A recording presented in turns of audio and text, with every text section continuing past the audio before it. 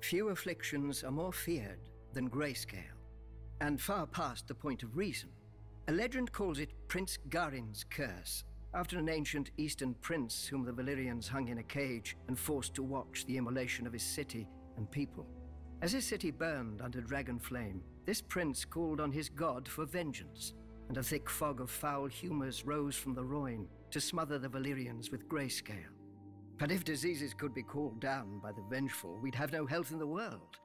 More likely the disease predates the Valyrians entirely, confined to some remote region of Essos, and only spread throughout the world once the Valyrians linked the continent with roads and dragons. The disease begins as a rash. The afflicted flesh stiffens, calcifies, and cracks, and assumes the disease's nominal hue. Victims are graciously spared pain, as the disease dulls sensation in the infected limbs. But the disease is insidious, and slowly it creeps over the skin and into the organs. Once the infection reaches the brain, feral madness replaces humanity, and the transformation to a stone man is complete.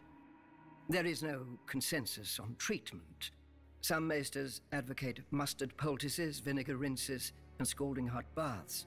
Others claim only 3 cures: axe, sword, and cleaver.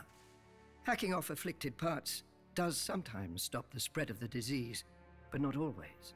Many a man has sacrificed an arm or foot only to find the other going grey.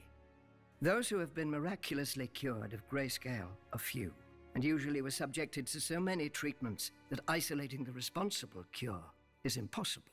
Besides, few maesters, priests, or healers have the courage for such experiments as would prove a cure. Grayscale is highly contagious, being known to spread from even the slightest contact with an infected person. Hence the current occupation of Valyria by the Stone Men, exiled from their homelands at the first sign of the disease. What they do there, with their final months or even years, for grayscale is a slow killer.